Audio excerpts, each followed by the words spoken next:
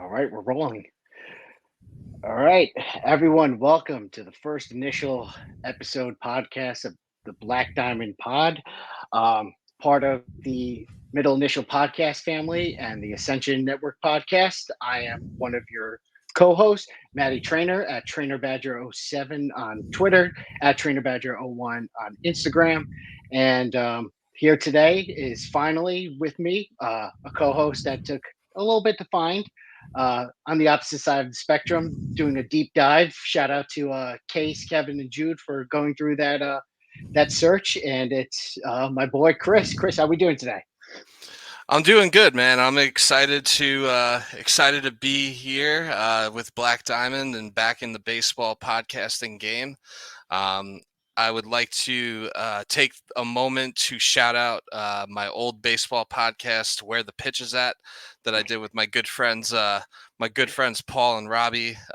We did that for like 4 years, from like 2017 to 2020. Had some great times and got to talk to a lot of really cool, interesting people along the way. We ended it because pandemic and the world was like a shit sandwich. So, we kind of just felt like it was best to kind of just, pump the brakes on it at the time. But I'm excited to get back into, talking some baseball. Yeah, absolutely. So I think one of the things I'm grateful for being, a first timer, running a show and a podcast is having you come along with the experience, and not only just from the podcast world in general, but also from doing it, from particular sport of baseball. And and if I'm not, remembering correctly, it's not the only podcast that you do as well, right? That is correct. I'm also one of the hosts of the All Gas No Break pod. You can follow us at All Gas Pod on Twitter, at All Gas No Break Pod on Instagram. We don't have a TikTok yet. Working on it. As far as my personal accounts, don't worry about that for now, I guess. Yeah, we're gonna have plenty of episodes and plenty of times, for everyone out there, and the New York area, the New York sports fandom to get to know us. And Yeah, if you follow the podcast, you'll figure out who I am, and you can follow me. yeah, absolutely, and definitely with the draft coming next week, I'm sure you're gonna have plenty of material to come around. But until then, we have a little bit of a recap to do, since we're coming up in a month within the season of Major League Baseball. And I guess before we do a dive into where we are with both New York teams and kind of other areas of the sport, kind of just going to go through a rundown and give the people like their expectation of us and what this podcast is going to be. I'll start first from just I was the first one to reach out to Case when he was asking on Twitter or X, whomever everyone wants to call it. He was looking for people to get into the baseball sector of MIPOD and the Ascension network, and if I had to gun to my head, between Jets and Mets, maybe a little bit more to the Mets, just because of it was probably the first sports team I ever fell in love with. But my diehardness and craziness for the Jets has grown over the years. So I reached out to him and told him that I watch them on a daily basis. I run fantasy leagues. I can give it my all on the Mets side, um, and then need be get more into the overall league as a whole. But then he came across and said that he's actually it would be a great idea if we could get someone who would have the expertise, quote unquote, from the Mets side, and have the opposite co-host be from the Yankee side. So that's where you come in as I guess two walls and tractor trailers going right at each other from the other side of the city. So not only do I just want to provide the insight from the Mets, but also I think I would love to hear from someone a level-headed Yankee side, since we know on social media, Mets and Yankees fans, they have their fanatics that love to go after each other, and so I think I would love to get your perspective, and I think vice versa, because as someone who's a Mets fan since I was 6 years old, I don't hate the Yankees. And actually I envy them for the success that they have, and what they continue to do, even though not maybe on a championship level and expectation that they have, but the consistent success and the way how they're churning out, playoff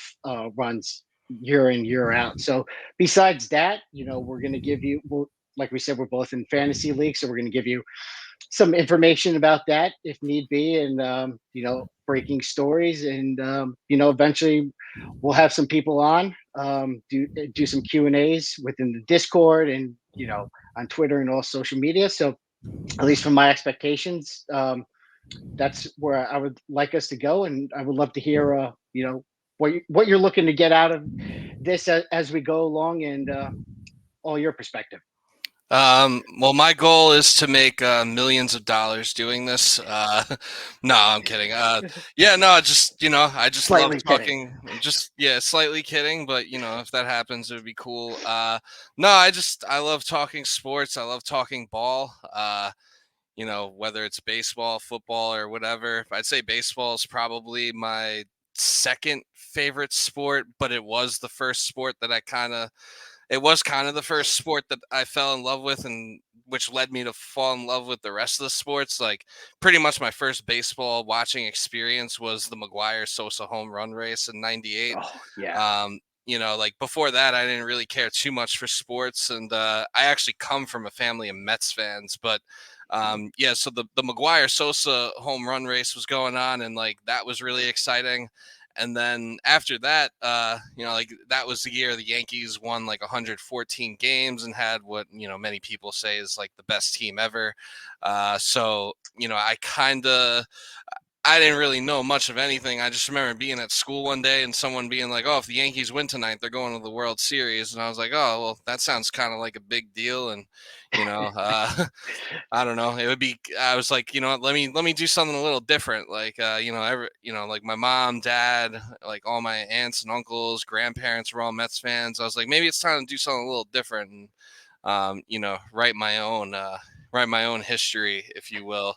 And to kind of piggyback off your point, what you were saying as far as like the sustained success the Yankees have had, it's hard to complain when your team hasn't had a losing record since 1992. So like I really haven't experienced a losing season. But if you go on Twitter, I refuse to call it X. If you go on Same. Twitter and if you go on Yankee Twitter, you wouldn't believe that. It feels like anytime you open that app during a game, you would assume they go 162 by the way that people talk on there. But I also don't hate the Mets. The only time I really hate on the Mets is when Mets fans get at me and are hating on the Yankees. Other than that, though, I really don't have any beef with the Mets. Like I went to lots of games at Shea Stadium as a kid, and Citi Field is a really nice ballpark too. I'd say I kind of like it. I kind of like it better than Yankee Stadium. It's like a lot cozier and a lot less like shopping mall-y. So yeah, I mean, no beef with the Mets, and I'm glad that I know that they kind of started. I know they kind of started off, kind of shitty, but I'm glad that they've kind of been able to turn it around a little bit over the past few weeks. Yeah, absolutely. And you brought it up perfectly. They started off shitty, but then they've won their last 5 series in a row, and were able to turn it around and become one of the hottest teams in the league. So I think a good way to transition and to start off is, I think, from an expectation point, prior to the season, and if any of that has changed. So for you, obviously, as a outsider looking in for the Mets, I think there was a lot of chatter in the offseason about, Boone and Cashman. I feel like those are the main, culprits and targets. Every offseason, when there's a failure to not only not get to the World Series, but at least get to the ALCS as well. And I thought that, they had to make a significant move, especially in the lineup and in the rotation wise, to solidify their team, obviously. But I think one of it was when Judge went down, you saw, you know, the fallacies in that lineup. And Oh yeah, um, they had nobody. exactly. So when I saw the move for them to trade for Soto, which I thought was a no-brainer, that was my signal that this is a Dodgers type move where it's World Series or bust this year. Maybe not necessarily win it, even though that's always the expectation, but it's definitely get there and get there by hammering down on all these teams. So how about for you? What was your expectations, I guess, starting in the offseason for the Yankees and then, prior to the regular season? And then if anything has changed now, because obviously in between that timeline was, the Garrett Cole injury and then Yeah. obviously, what's going around in the American League since then. So the floor is yours. Yeah. Well, I believe that as a Yankees fan, it's my civic duty to have a sense of entitlement and to believe that we should win the World Series every year. Um, not really. That's obviously not realistic. That's kind of how I felt like when I first started watching them. I was like, oh, they'll just do this every year, huh? Like after the first 3 years, but.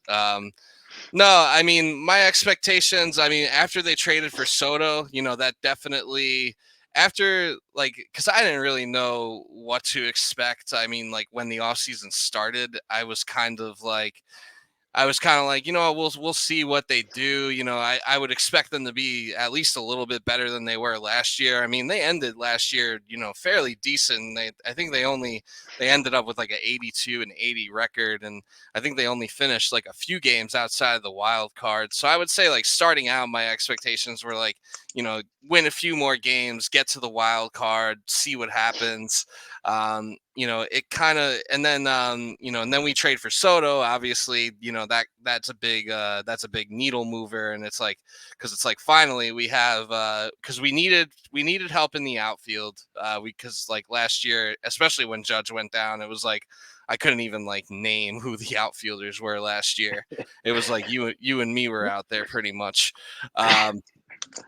But you know they it's like finally we got another formidable player in the outfield. His defense is a little questionable, a little shaky, but you could definitely get by, especially in Yankee Stadium with the short porch. There isn't too much ground to cover out there, and with Judge in center, he covers a lot of ground too. So I think there's no issue with Juan Soto in right field as a defender, but it was also the real big thing was like we finally got a lefty bat.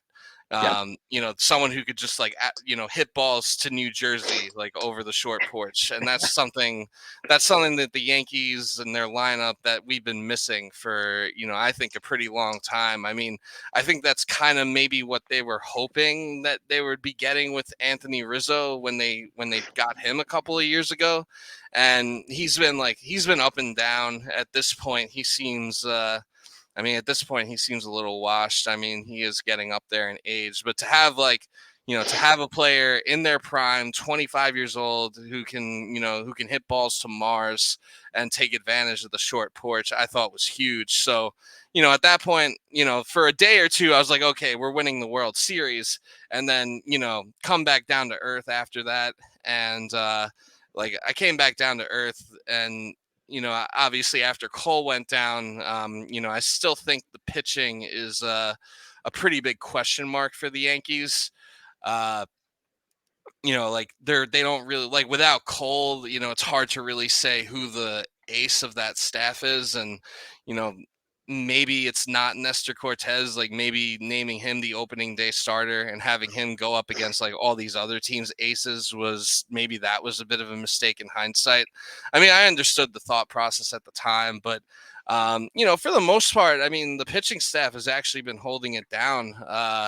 Like they don't have anyone in their staff that has an ERA like over all their ERAs are like in the twos or the threes. So, no complaints there. Luis Gil. It looks like it's pronounced Gil, but it's Heel. Yeah. He had a pretty good game today.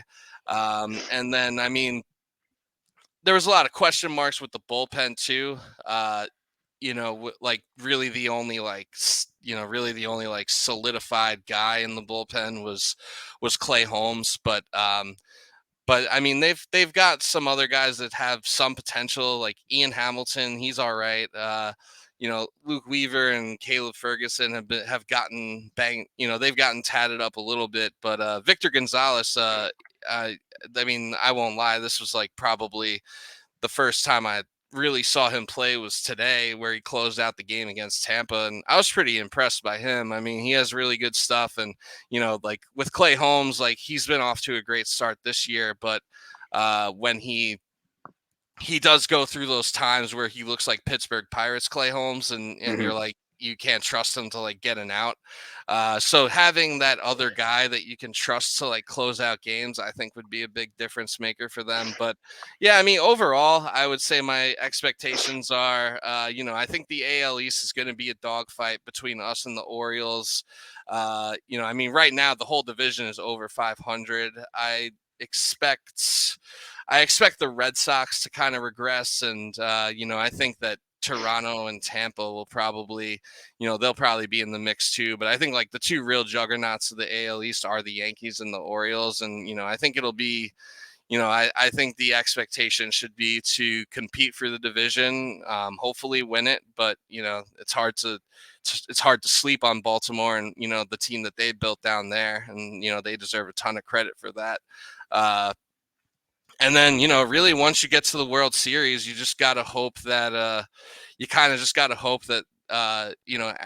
I mean, I guess the elephant in the room kind of is like that Aaron Judge hasn't really produced that much in the playoffs, like during his Yankee tenure. That's probably like the one knock on him. So I guess it's like just win the division, get to the playoffs, and, hope your bats are hot at that time, and the sky's the limit, really.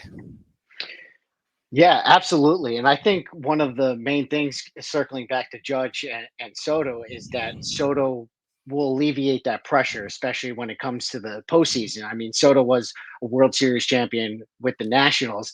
And I think another factor that the Yankees were missing last year, and you touched on it with Rizzo, and I think another um, factor into the lineup, taking a huge step back when Judge was out, is that they kind of had some older bats and injury prone players. So, for example, DJ LeMahieu, Josh Donaldson, Anthony Rizzo. Anthony Rizzo was in his prime back in like 2015, 2016, like during that Cubs run. We're talking about like 7 years later. DJ LeMahieu, awesome in 2019 and the COVID year. I think 2019, a lot of people starting to see was skewed with the baseballs.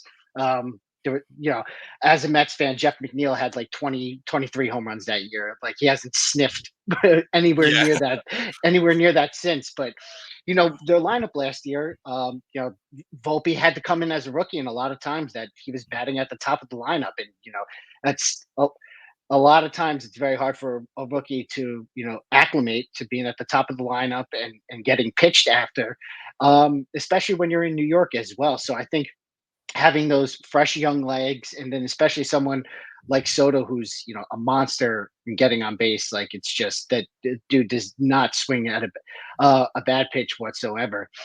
Um, and I think another thing was, you can really see, and I think one of the expectation every year is that somehow Brian Cashman always finds a bullpen. He finds these guys that come out and they throw 97 plus. I've never heard of them. I mean, I took over one of Dynasty Fantasy team this year, and Ferguson was one of the guys that I ended up keeping. And from what saw, like you said, he's been getting banged up a little bit recently. But before that, he was, cruising and getting me a bunch of holds and being able to transition over to Clay Holmes. And now circling back to the Mets, and their expectations, I think we're seeing from David Stearns is that he's been able to build a bullpen as well, dating back to Milwaukee. So before the season started, the Mets did all their indication to tell everyone out there this is going to be a transition year, and it's going to be a transition year because a lot of the fans don't realize that they're still paying for James McCann. He hasn't been in the Mets for a couple of years. They're paying Max Scherzer still. That was the price of getting Angel Acuna last year, Ronald Acuna's little brother, in a deal. They're paying Justin Verlander this year, and if Justin Verlander doesn't reach 140 innings, then he comes off the books next year as well. And that's a payment we had to make to get Drew Gilbert and Ryan Clifford, who are two top 100 prospects as well. So what they were saying is that we're going to basically round out this team, and we're going to use the core players that we had in 2022 when they had 101 wins, and we're going to see what the young guys could do. So Alvarez was a breakout star last year, but he had a couple of things to work on defensively, throwing out runners. His pitch framing was great last year, turned into elite in the beginning of the season this year. They want to see what Beatty is, and Mark Vientos as well. And so they wanted to see what all the young guys could do. Ronnie Mauricio was a part of that as well. Unfortunately, got hurt when he was in the Dominican League in the offseason. But they got a lot of pitchers, Mike Vassell, Christian Scott, Dominic Hamill, all at AAA right now. Jet Williams is in AA.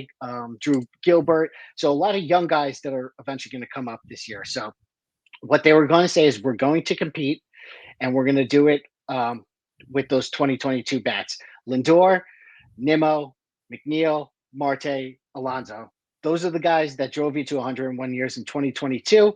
If we supplement them, we're going to try to compete for a wild card spot, just like last year, how Arizona, was able to go on a historic run with just only having, what was it, like 84 to 87 wins.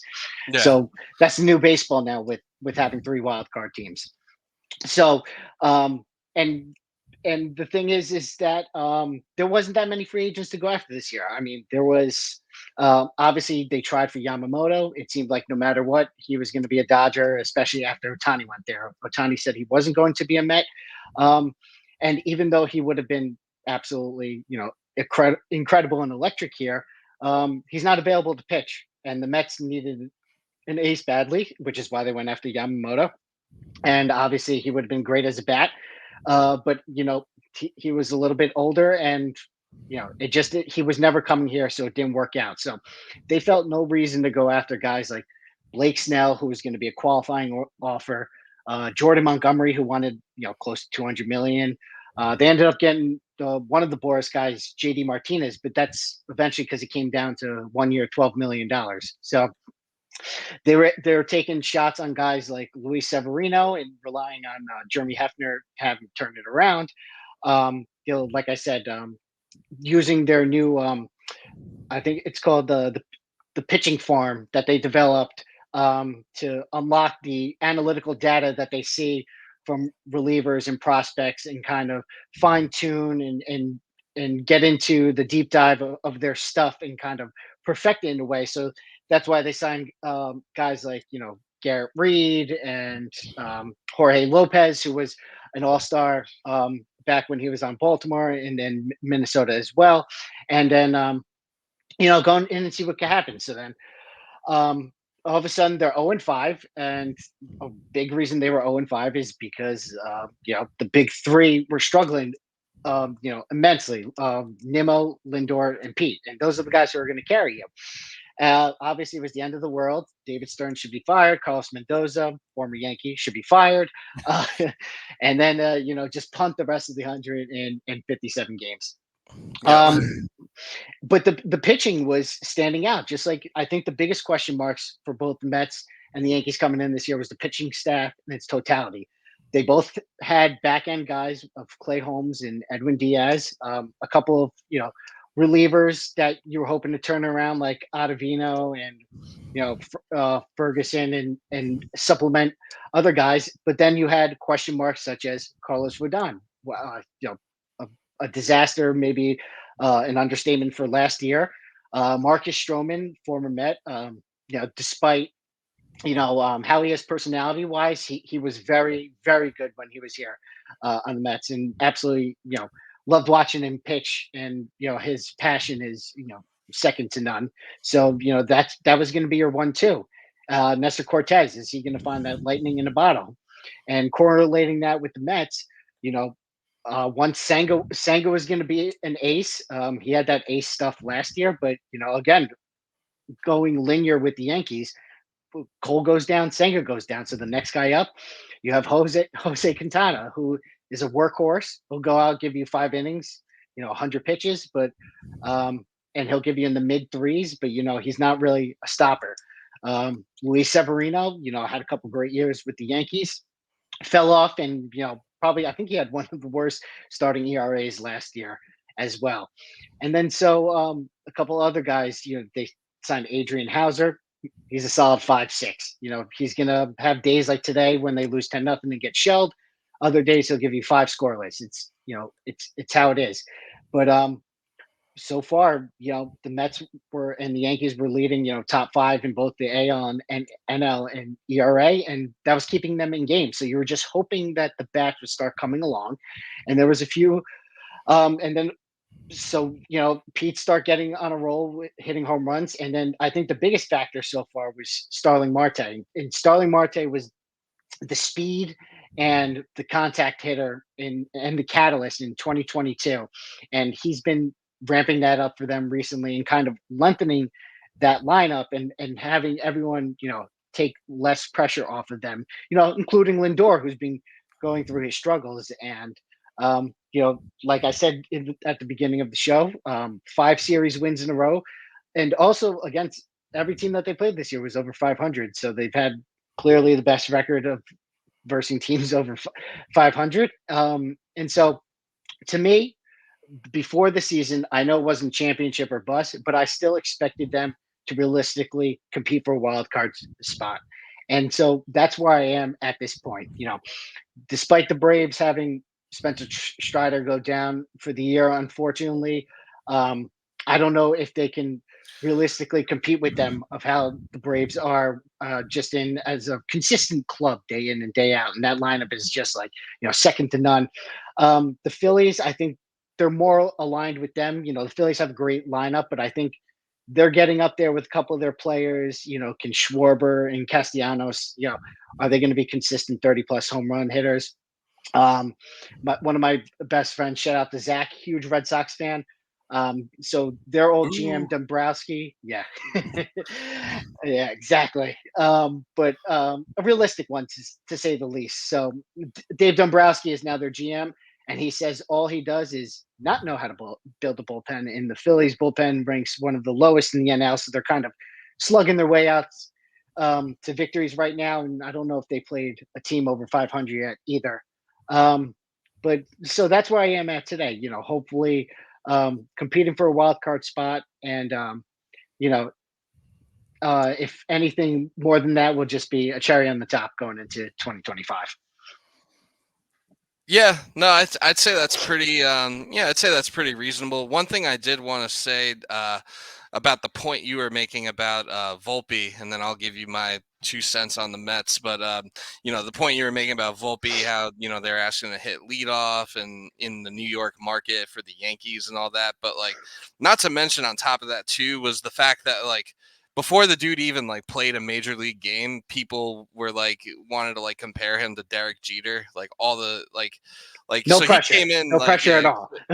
being expected to be like Derek Jeter, and I think he's just handled it really well. And he struggled with hitting last year, but then I don't know, he got, I forget which teammate or who it was, but he went out and got a chicken parm sandwich with someone, and then ever since then he's just been mashing.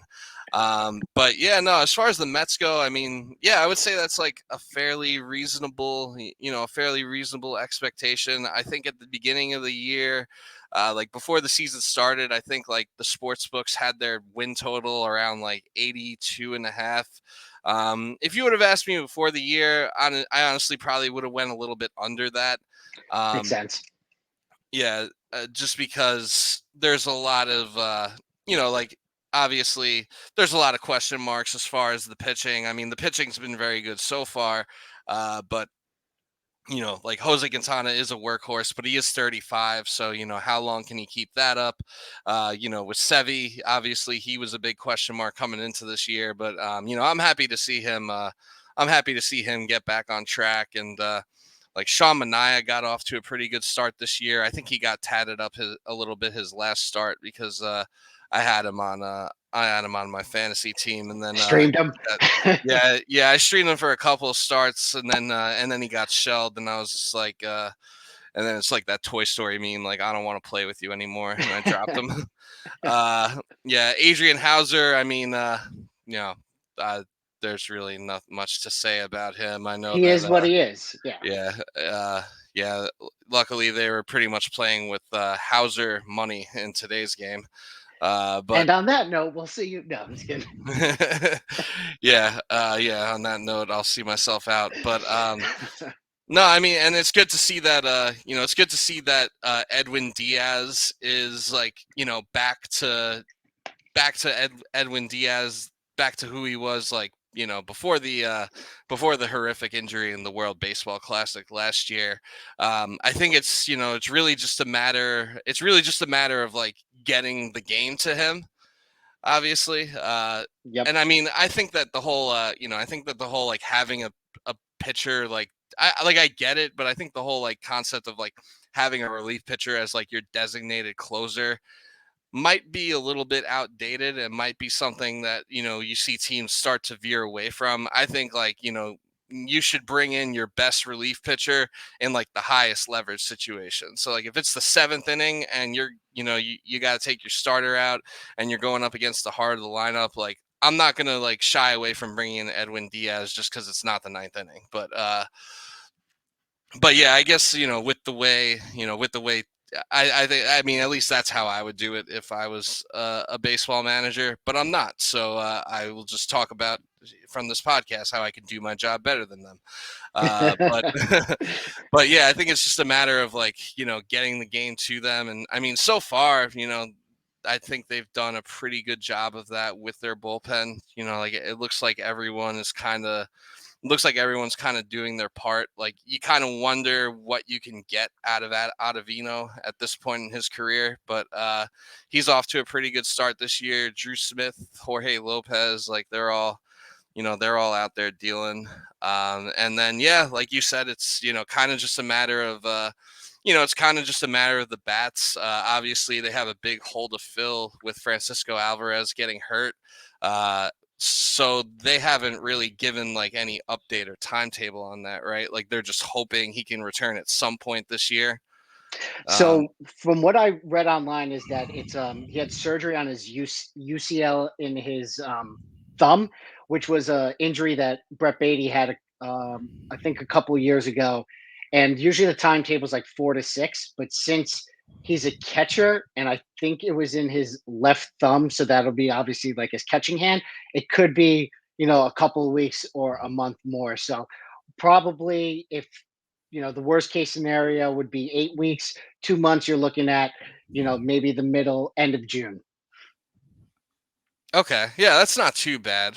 Because when I first saw like yesterday, when I first saw the update yesterday that he got hurt, it sounded like they were like they hope he could come back this season. And I'm sure between rooting for the Mets and the Jets, I'm sure that like you can kind of when you hear that, you kind of just assume that we'll see you in 2025.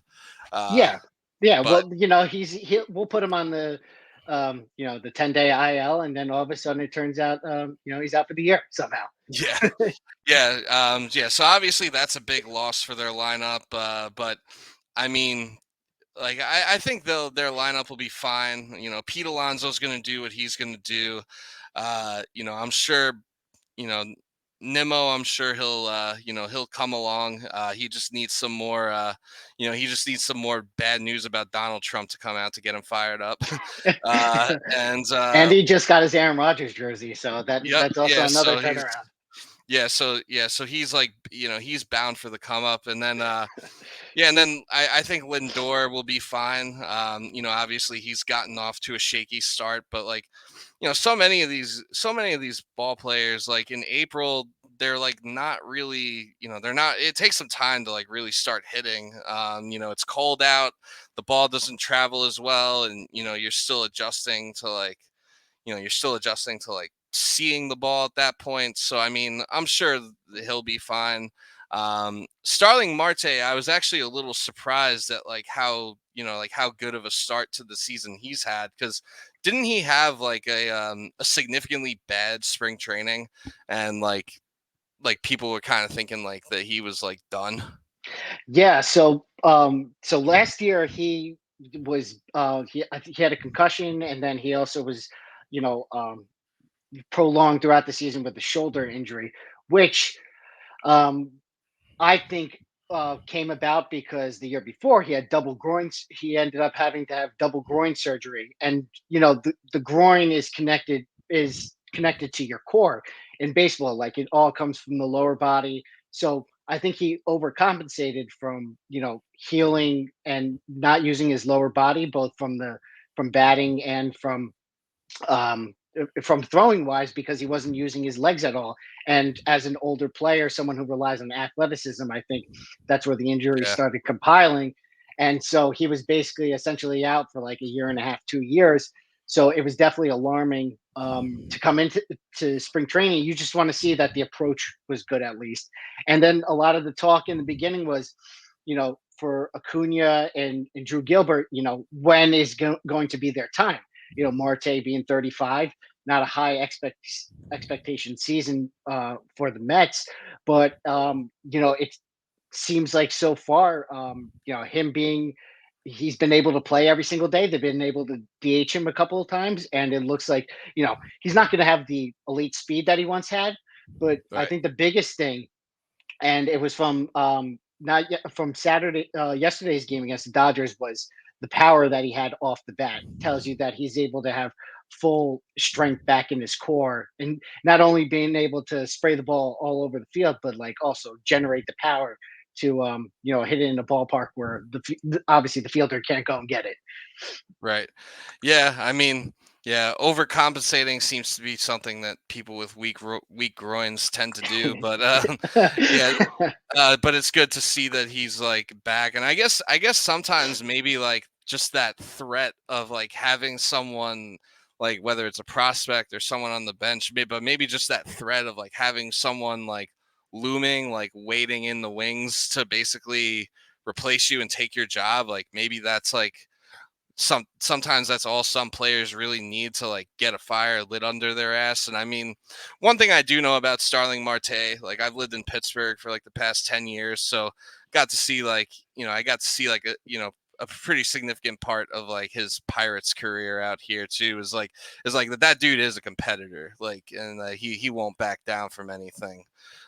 So it's definitely good to see that that he's picked it back up. And I would say he's like, as far as like the bottom of the lineup, you probably wonder like how long like Harrison Bader and Starling Marte can like, and like Tyrone Taylor can like keep their hot streaks going. But yeah, you kind of just gotta, when in a year where you're scraping, you're scratching and clawing to just get a wild card spot and win like 83 or 84 games, and then see what happens, see if you can be this year's Diamondbacks.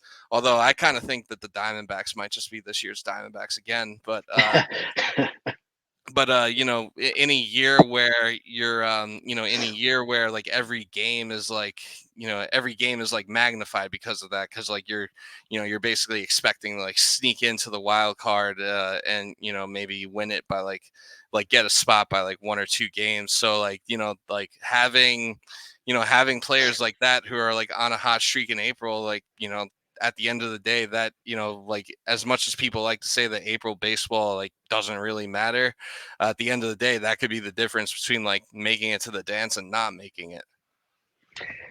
Yeah, I think like your overall, what you're alluding to is stacking up series wins. Like that's all Yeah. that matters. You keep stacking up series wins, and eventually you're gonna get to the place in the standings, or at least give yourself a chance to compete. But now you brought up Harrison Bader, Tyrone Taylor, and a couple of those additional pieces that the Mets added on this year, and I think that we can transition to the biggest surprises from both teams so far. And I think you hit it on the head with the Mets. I think the two biggest so far from the pitching staff and the position players are actually two former Yankees. I don't know if it's because they're allowed to grow beards now, but Severino and Harrison Bader definitely big shocks That to rule is me. so stupid, by the way. Yeah, but then they can go and like the city connects or like there's just a bunch of baseball doesn't make sense to a lot of Yeah. in some ways. Talking about with rules, the poor guy in the Mets who threw behind Hoskins and then was suspended for 2 days. They even hit Hoskins and then was DFA'd the next day. So it was just, but as far as the way that the Mets wanted to build their team this year was, I think, closer to 2022. And ironically, they one of the key pieces, obviously, Starling Marte being Starling Marte, but in 2023 they moved Eric Chavez from hitting coach to bench coach, and in 2022 the Mets were top five in runs per game, and that's because they were playing complementary baseball. Obviously, you're going to have Lindor and Alonso, those are going to be your power bats. But McNeil having a batting title year, Nimmo getting on base, Starling Marte getting on base, and I think the issue, and it's not just with the Mets, it's with a lot of people in baseball with analytics, is they just want to be all out home run or nothing, and that's going to work if you have the lineup that generates it. So, for example, the Braves, the Dodgers, teams that have multiple MVPs, multiple All Stars that have that power. But when you're asking Jeff McNeil, when you're asking people, like Thomas Nito last year, who's back with the Mets now. Even Brendan Nimmo, he had over 20 something home runs last year. It's gonna overall hurt their approach. So what the Mets have been able to do this year in clutch, they've been able to hit in the clutch, and that's because guys like Harrison Bader, who's batting over 300, stealing bases. It's because he's hitting to contact. He's not trying to pull the ball. He's not trying to go yard every single time. The other day, Joey Wendell had a clutch hit. Um, you know, and that allows guys who actually do hit for power. For example, DJ Stewart, who's the interim DH and could be a platoon spot with JD Martinez. He's allowed to go out and do what he does because the lineup is, they're all doing what they can, and they're complementing each other, getting on base and hitting situationally. And then going to the defensive and pitching side of it, the Mets knew that they weren't going to sign the top notch pitchers, so they wanted to do a deep dive analytically and sign pitchers who pitch to contact and have a good defense. So that was the reason actually originally that they got Bader. You put Bader in center field, who has a great arm and great athleticism, Gold Glove winner, and then you can move Brandon Nimmo to left, who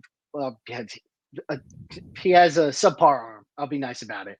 And so you have guys like Severino, who, when he was in a smaller ballpark, the biggest thing and killer for him last year was giving up the long ball with the Yankees and having those innings, spiral out of control. So having Severino and I think Hader, to me, are the two, I would say, starters that are the biggest surprise, because what Tyrone Taylor and DJ Stewart are doing as far as a production standpoint, hitting, that's something that you're going to love and you're going to take, but it may not be sustainable. I think what Bader and Severino are doing is very sustainable, and I think it trickles down, to the defense of the Mets. And other than that, I would say, the bullpen for the Mets as well. You touched on Ottavino.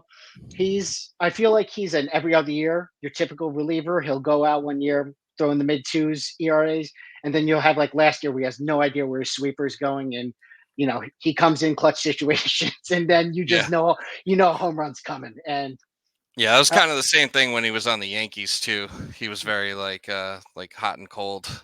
he probably has one of the nastiest off speed breaking pitches, but it's just like you have no idea where it's ever going to go. So Right.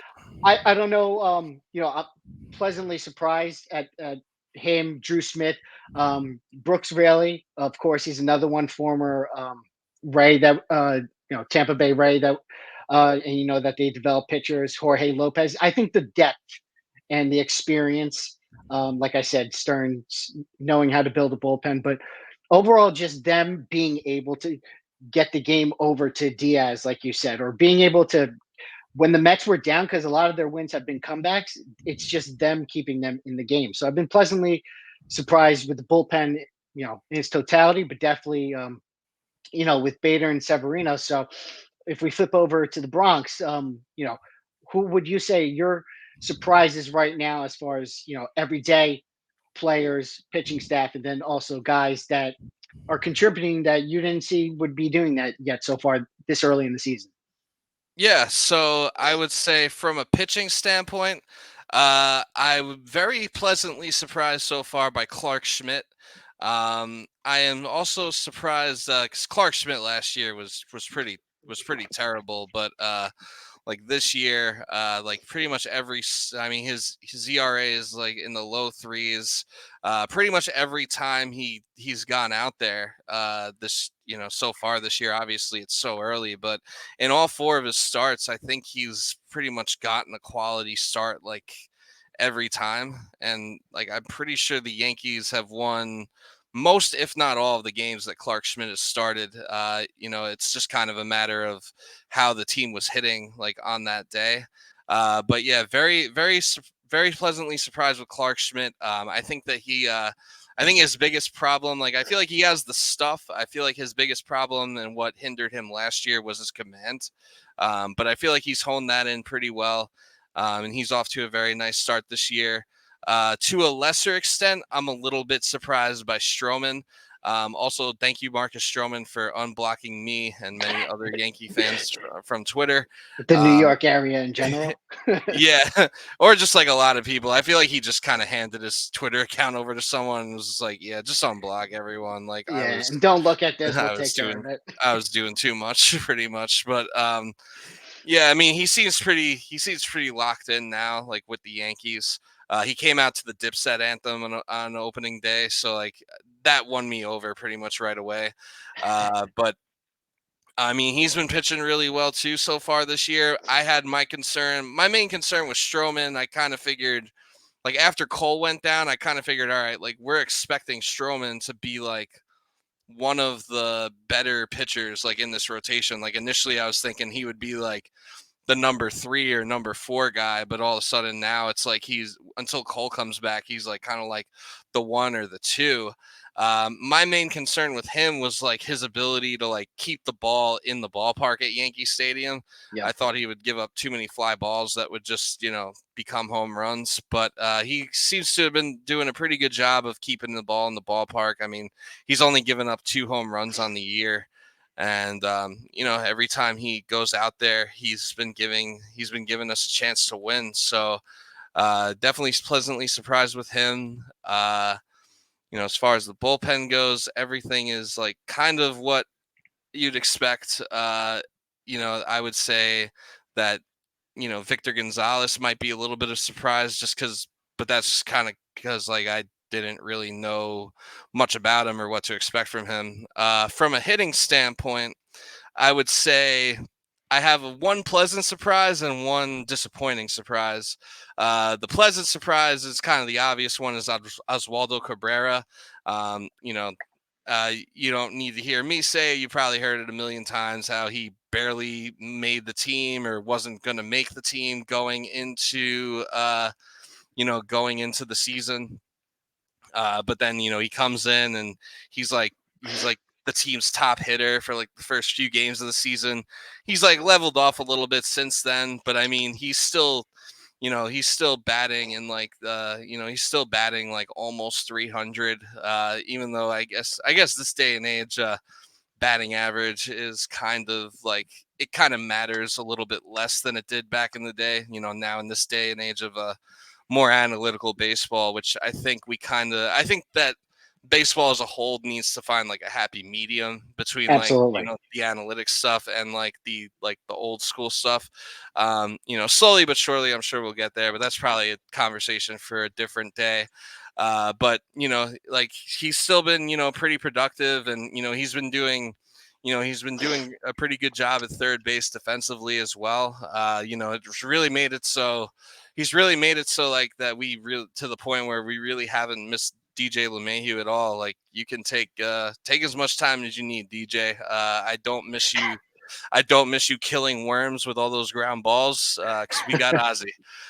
A disappointing surprise. A disappointing surprise, I would say, is Gleyber Torres.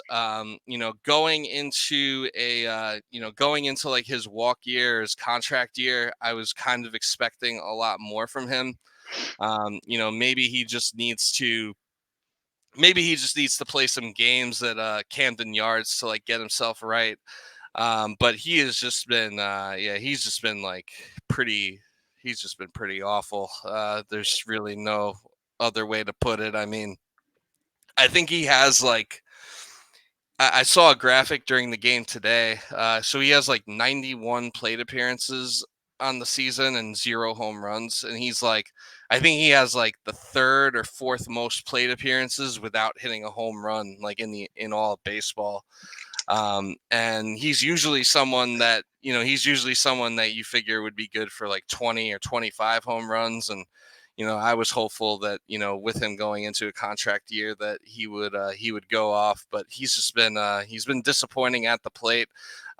His defense at second base is still a little bit suspect. It's not terrible. It's not as bad as it was at shortstop, but his defense alone did cost us at least one game this year. So I mean, overall, I've been very disappointed with Gleyber. I would also say, I mean, the elephant in the room, I guess, is that Aaron Judge has not been off to a good start and hasn't been hitting. But it's Aaron Judge, so I'm not gonna read too much into it. Obviously he's gonna strike out regardless. So like I'm not upset. I'm not upset with that.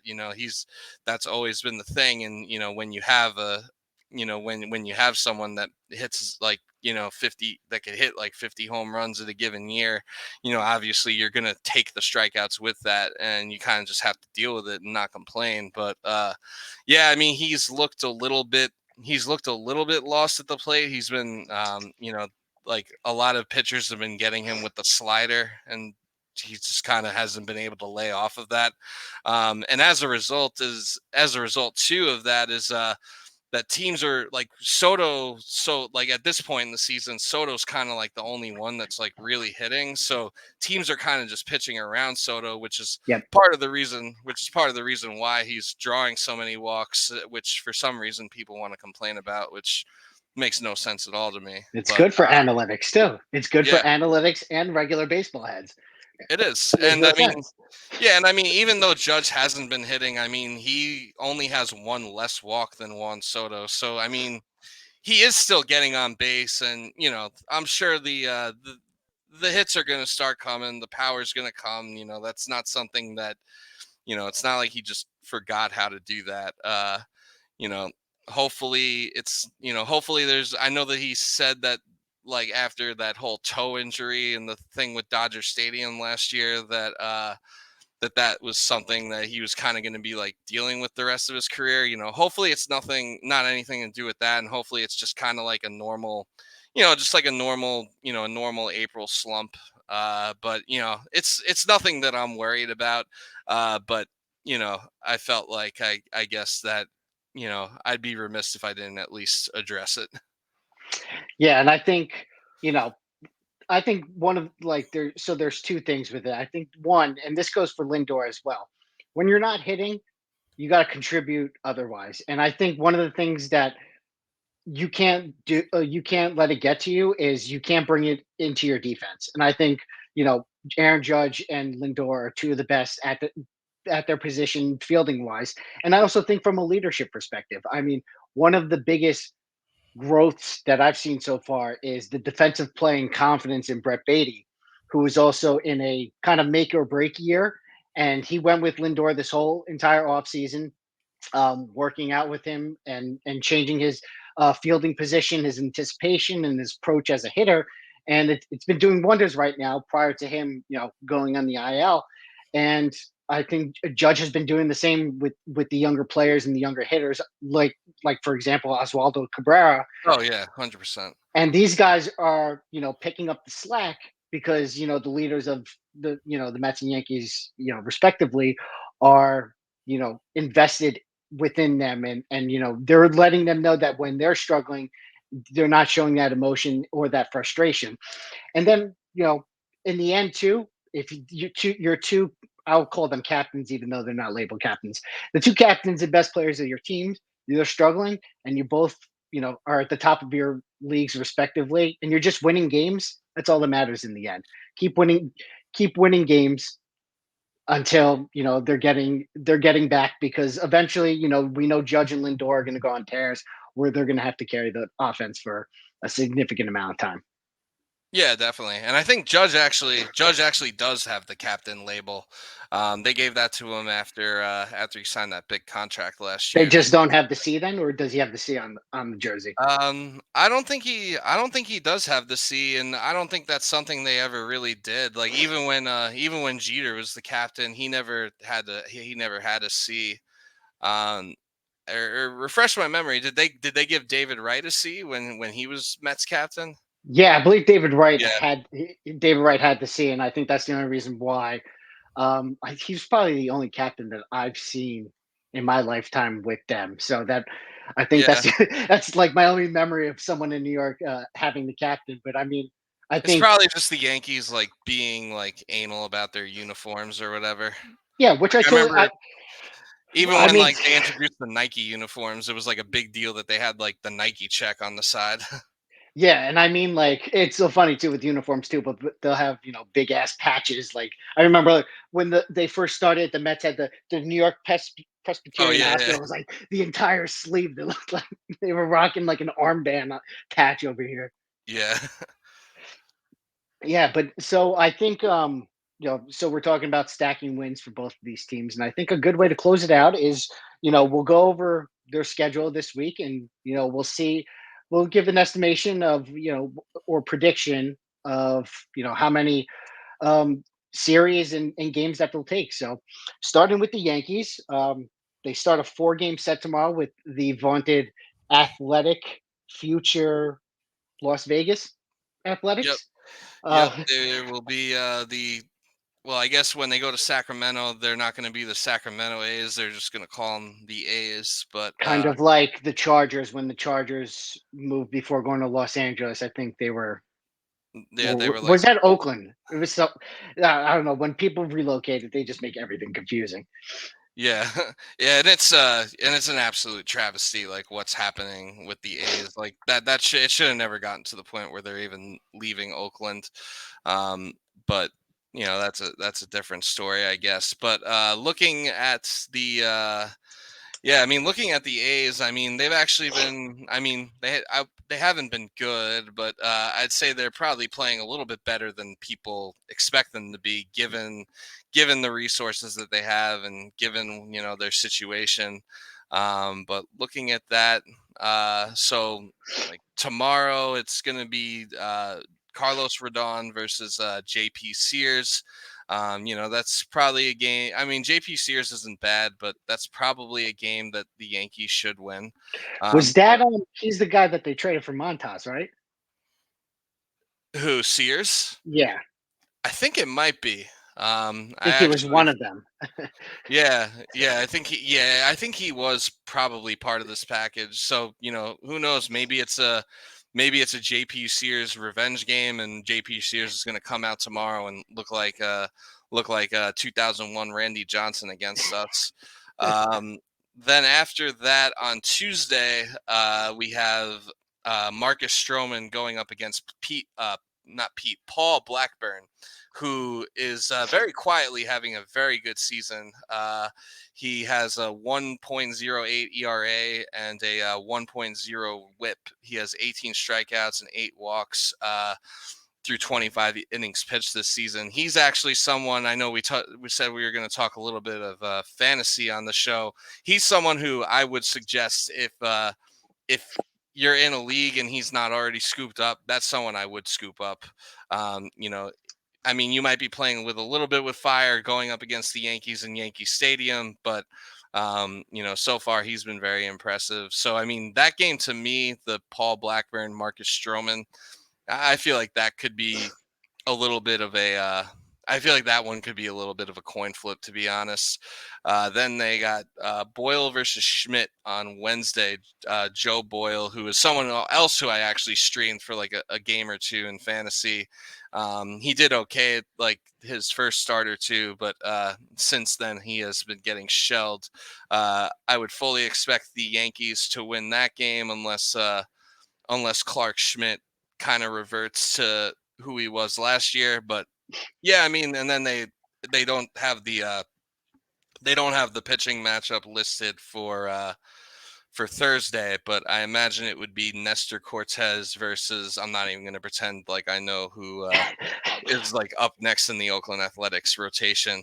So I mean, I'd say the expectation there is, at least take 3 out of 4. Then after that, they got the Brewers, who are also a pretty tough team. They're currently 14-6 and first in the NL Central. So I feel like that weekend series could be a little bit more, and it's in Milwaukee too. So I It feel might have like some that, juice to it, definitely. yeah, that weekend series could have some juice and could be a little bit more of a dogfight. Yeah, no. So I think so. Realistic, you would say if they go about five. So we said 3-1. So like 5-3 would be a reasonable for the week if they ended up. No, not 5-3. Yeah, they have I think they play like 7 games over the next week because they don't have a Yeah, day off. yeah. So what would you say? 4-3, a little disappointing, or would you say that's a good over under 3.5? Yeah, I mean, I'd say 3.5 would probably be a good place to set that over under. Like that Milwaukee series could very well be a series they don't win, but they also very well could win it. Kind of just gotta see where we're at when that comes. But I'd say, you take care of business against Oakland. You take 3 out of 4. I would like it if they could go 5-2 and take 2 out of 3 against Milwaukee. Overall, if they go 4-3 over the next week, can't really complain too much about that. I would say over, 3.5 is probably a solid over under, and I'd probably hammer the over on it. Yeah, absolutely. Especially once you see, sometimes, and they're home against the Athletics, a team that's going Yeah, across country, stepping yeah, into the Bronx, and you know that they yeah. probably just want to get out of there as fast as Yeah, I mean, possible. I think they're only really coming from Cleveland because they just finished up their series with Cleveland today. The So Athletics. this is probably the last stop on their Yeah, road but trip then. they are probably yeah, let me check on that.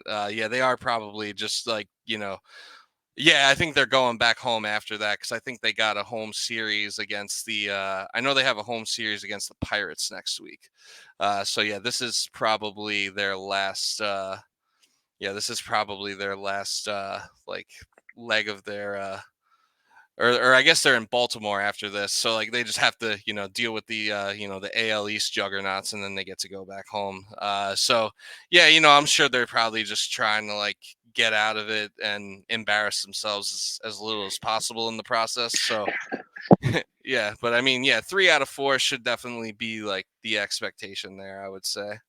Yeah, and then you'd say going into a tough Milwaukee team on the road after sometimes the variance of versing a bottom of the gutter team and then Yeah. going to one of the top notch elite teams in the league. Sometimes that throws you off, especially from the talent perspective. So the game one maybe definitely an adjustment for the hitters definitely going into that series, especially on the road Yeah. as well. Yeah, Milwaukee does have some tough pitchers too. So yeah, I mean that that first game on Friday and that series, it very well could be a bit of a letdown.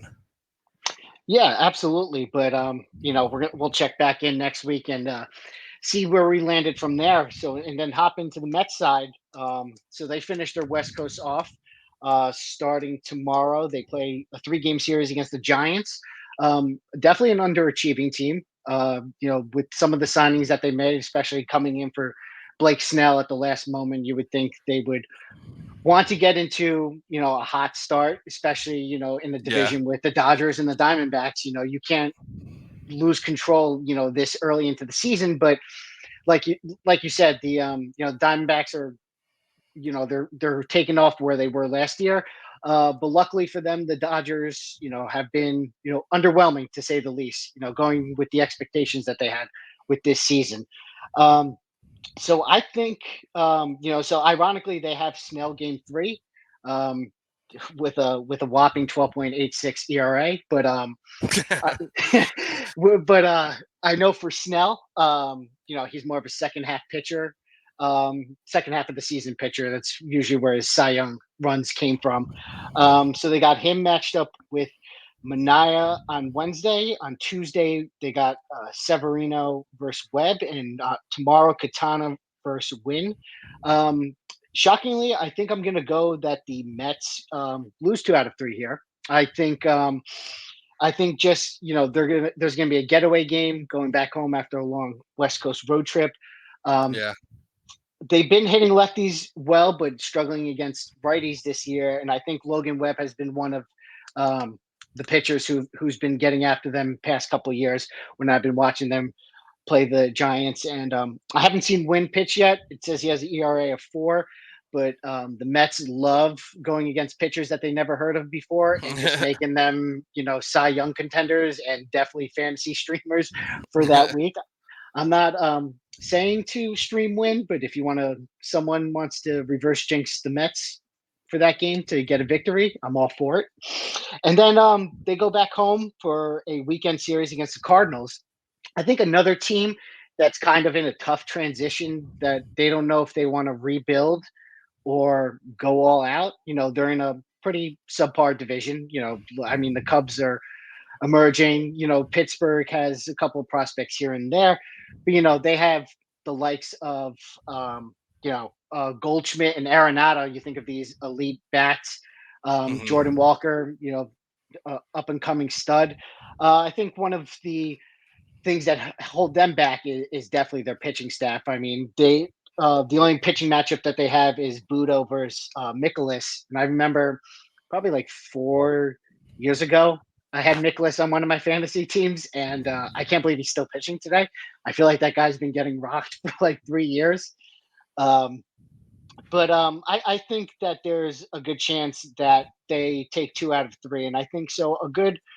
Um, I think if they go 3-3 this week, so I would say the over under for the Mets would be 2.5, just because of the West Coast start, and then just flying back that day off. Going Yeah. against a Cardinals team that has a high variance based on hitting. They have Hauser going the second game, I assume, after Budo. Budo did pitch out of jams against the Dodgers, but he threw a lot more balls than strikes and wasn't attacking the zone, so he still got a fluctuation. So I would say over 2.5 and 3-3 would definitely be a good week for the Mets. Yeah, yeah, I would agree with that. I would say, I'd say that first game against San Fran, probably a coin flip, and it looks like San Fran. I mean, San Fran was at home this week, so they're not traveling or anything. So maybe that gives them a slight advantage. But I mean, it's really just like a quick flight up the coast from LA for the Mets. So I mean, Quintana versus Keaton Win. I don't know a whole lot about Keaton Win. But he doesn't seem like a bad pitcher by any means. And San Fran is a very pitcher-friendly park, so I don't, with Quintana and his experience, I think he'll be fine there. Logan Webb is definitely a problem. Yep. I have him. I think on either I have 4 teams, and I think I have him on every single one. I'm a big Logan Webb fan. I also bet on him to win the NL Cy Young this year too. Oh wow. Yeah, I am I'm a Logan Webb stan, if you will. But I mean, they do have Severino going up against him again in a pitcher friendly park. So I mean, I wouldn't I wouldn't just write that off as a loss right away. Yeah. And then like the Sean Mania Blake Snell game, I think that's a pretty winnable game for the Mets, but I think that game could be a bit of a barn burner depending I was what gonna say that could be a home run derby in the making between yeah. those two lefties. Yeah, depending what yeah, it might be a good day to get a boat and chill out in the Covey Cove. You might go home with a baseball. But yeah, so I mean that game could be a bit of a barn burner, and like I can't even really say I'm that surprised by Blake Snell. I mean, a 12 ERA is pretty absurd, but I mean I can't really say I'm surprised by the fact that he's struggling. I mean, he did only sign his contract like a week or like a couple of days before the season started, so I mean obviously he was going to need some time before he was like really ready to pitch like without And he gets off the slow starts as it is. yeah, and So he gets off the slow starts with spring training. So this is basically his spring training, and then he might have like another month of being shitty after this. And in general, I mean, I know he won the Cy Young last year, and it was well deserved. But in general, I feel like Blake Snell, kind of like what you were saying with like Ottavino, where he's kind of like a every other year type of guy. Like 1 year he'll be great, and then the next year he kind of gets tatted up a bit. I feel like Blake Snell's kind of one of those pitchers. So I mean, yeah, that could be a barn burner, but I think it's a winnable game, and I think that I would trust the Mets in a barn burner type of game like that. I would trust the Mets to outslug the Giants. The other games will probably be more like low scoring pitching matchups. That could really go either way. I would say if the Mets could take 2 out of 3, you'd be happy. If they take out of 3 against the Giants, not the worst thing in the world. Yeah, and then going up against the Cardinals, like you said, they're a pretty like confusing team because it's like I feel like if they were in any other division, they'd probably just be like, fuck it, let's rebuild. But because they are in the NL Central, which is just such a like there's really no team that in that division that really like stands out.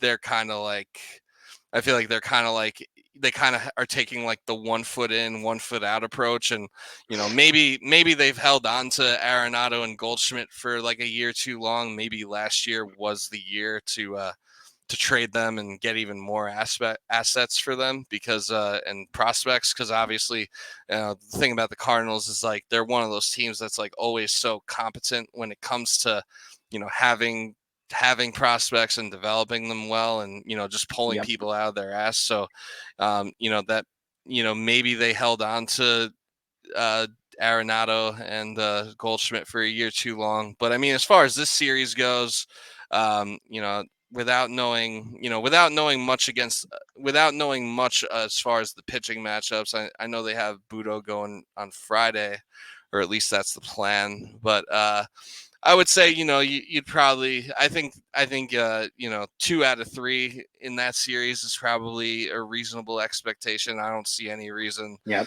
the Mets couldn't do that. So yeah, I guess, as if you're putting the over under at 2.5, I would take the over on them as well. Yeah, I guess 2.5 is probably it's a little underwhelming line. I would say it's Yeah, a a little. little modest. I wouldn't say because a lot of Mets fans would be like, we may never lose again or lose another Yeah. series again. But I think Yeah. I would take it as a win, even if they do lose one. If they lose 2 out of 3 to the Giants, you go 3-3 on a West Coast trip between the Dodgers and the Giants. I think you take all the West Coast trips where you're not you're either at 500 or like hovering there. It's always a win. And I think the big thing too is Michael Conforto and Wilmer Flores, two former Mets. Oh So yeah, it's gonna be a revenge game for them. yeah, I might. one of it's going to be one game. Yeah, I might. It might be that Mania. It might be that Mania game. I might have to like parlay them to hit a home runs that day or something. Before we end, though, I do have like a funny little nugget. If you didn't have anything else to add, No, go um, right ahead.